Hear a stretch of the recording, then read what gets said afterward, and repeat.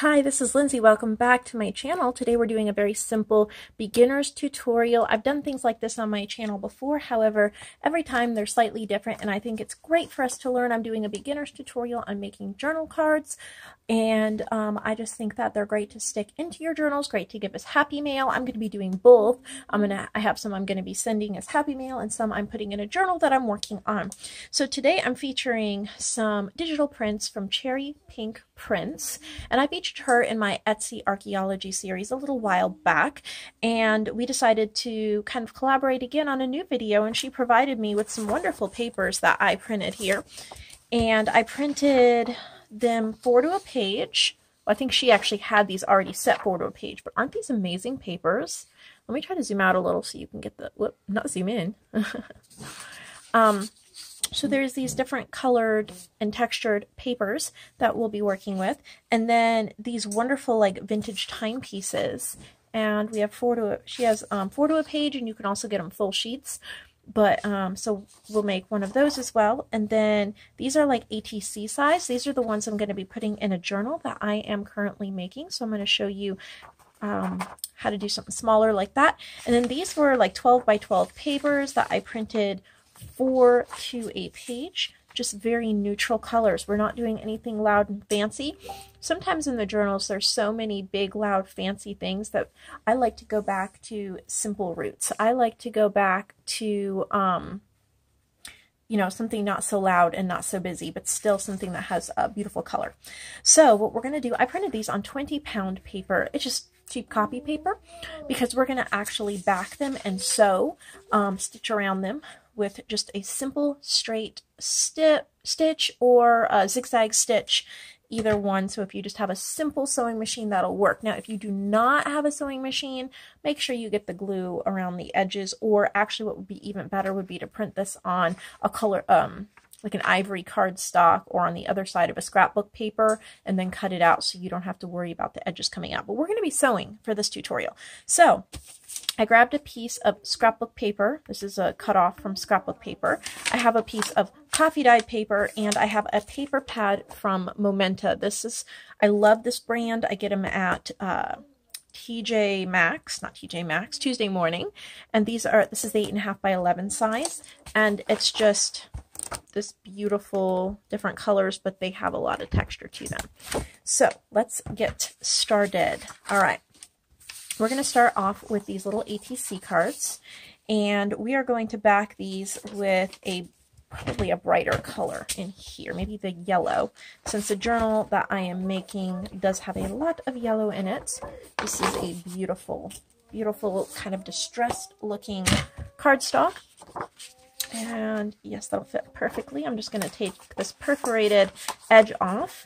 Sometimes I throw these away, sometimes I keep them, but I'll give you a little hint. You can make homemade washi strips by kind of cutting it and either stitching or just gluing it on the page if you want to. Okay, so here is my easy way. You could go ahead and cut each individual piece out and then glue it and then cut it, and that just takes so long. So here is a cheat. When you print on 20-pound cardstock, it's really easy to see the outline. I don't know if you can see it on the camera, but you can see the outline of where the borders are. So I just take a glue stick and I just very quickly, this glue is globby, can't wait till I'm done with it. I just kind of zigzag glue somewhere in the middle of each card. Since I'm going to be stitching around the edges, all I'm trying to do is adhere the backing to it so it doesn't slip. And then I'm going to put on the backing and then press down over each card so that glue has a chance to grab. And what we've done is eliminated an entire step. Now when we cut out, each one already has a backing. Saves a ton of time. So then we can just go ahead and cut them out.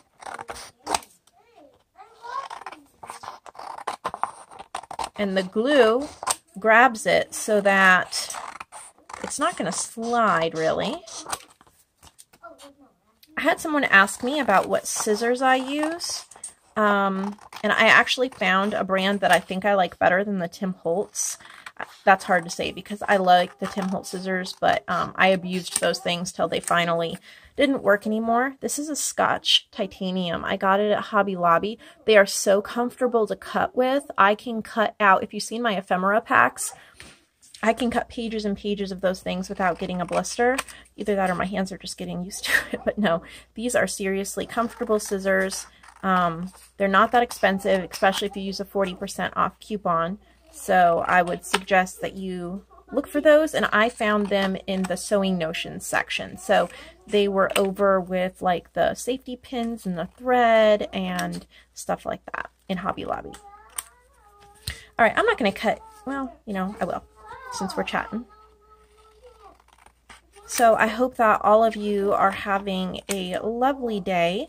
I am coffee dyeing paper. I wish I could send that smell to you if you like coffee over this video because my kitchen smells amazing and I'm doing a huge stack. I have a lot of things in progress, a lot of exciting things coming up. So get rid of the scraps here. So I'm coffee dyeing paper and got some orders to get out and just so many things. I'm trying to keep all the plates spinning. It is fun, but it can be stressful at times. It's when I need to take a deep breath and say, this is not life or death. Okay, so I'm not going to cut everyone out for all of them, but I just wanted to show you how amazing they look. And we'll take them over to the sewing machine at the end once we're done. So we have that set. Let's do some of these beautiful timepiece ones. And these would be great in almost any vintage journal. And we are going to back them. Let me see, what do I want to back them with? We're going to back them with some of this scrapbook paper. So we'll do 2. And the process is the same. I just want to show you. This is just kind of like a craft with me, a relaxing video. Again, same process. Glue stick down the middle so it grabs. I prefer the glue stick because wet glue tends to, you're kind of can see through it and it leaves, like, for example, I just bought some beautiful dressmaker's fabric. Spent more on it than I thought it was on sale, and it wasn't, but it was so beautiful, and you'll be seeing it on a video coming up. I'm doing a swap with somebody, and I'm using that fabric on her journal, but I had to redo the cover because I used clear Elmer's glue just to attach it because that fabric is really satiny before I could sew around it. Oh no, it stained the fabric and came through in globs. It's terrible. So I prefer glue sticks. All right, so here's these. We will stitch around those as well, but these have a nice scrapbook background paper, adds a lot of interest.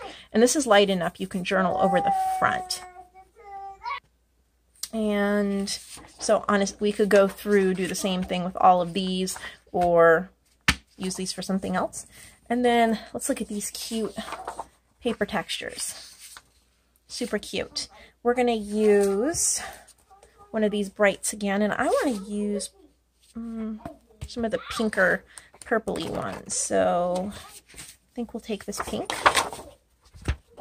What's nice when you back the 20-pound paper on cardstock is, let's see, we'll do these 4 here.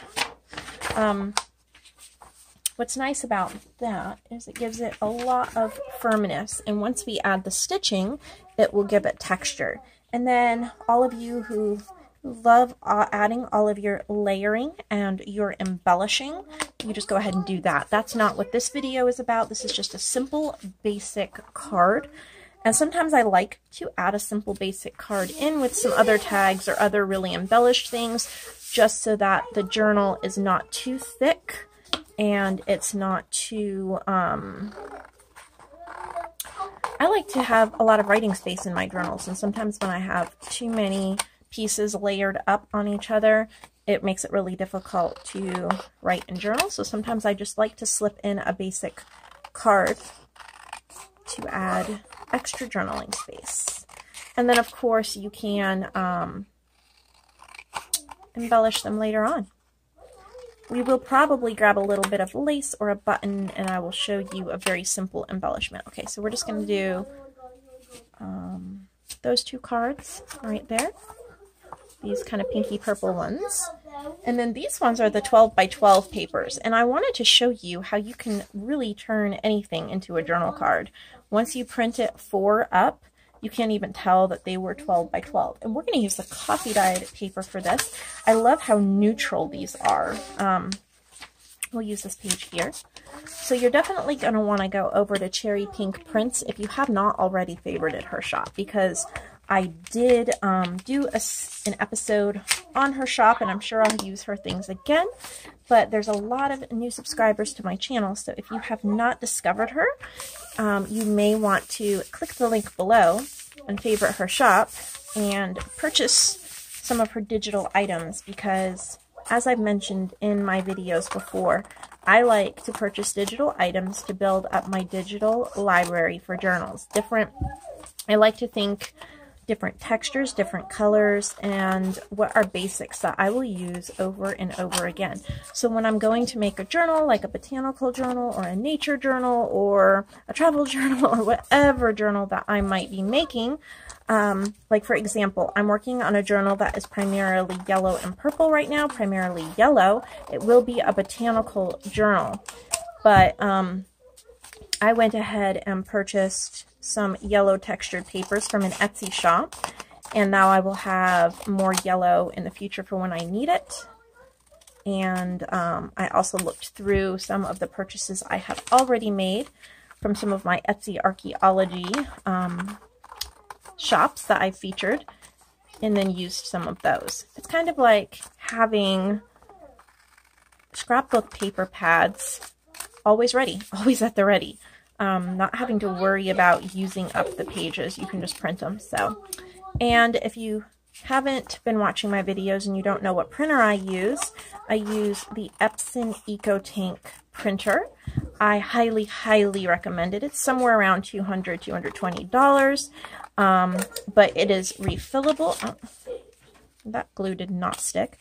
It is refillable, and you're supposed to only buy the Epson ink to refill it, which is still cheaper than a cartridge. It's still cheaper than a cartridge, but I just buy an off-brand off of eBay, just whatever's the cheapest. I haven't had any problems with it. Sometimes I do have to clean the print head. That's not a problem for me, though. It does void the warranty on your printer, I believe, but I've already had mine about a year, and I expect to have it at least another year, so no worries there. All right, I'm going to go take these to my sewing machine, do some stitching around them, and I will come back with a couple of simple lace embellishments that you can do to just get these ready to put in your stash, or like I'm going to do, send some for Happy Mail. So I'm back with the stitching done here. For these ones, I did a messy zigzag stitch. I think that's fun. And they're backed with the coffee dyed paper.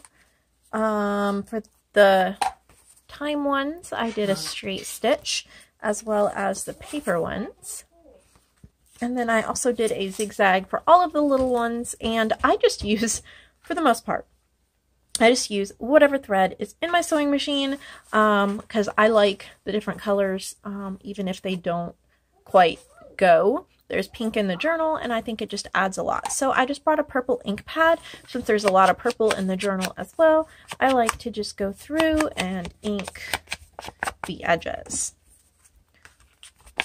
I think it gives it a real finished look, like so. So you can do that on all of them. And I brought a couple pieces of lace to just show you what you could do for something simple, is to glue on some lace.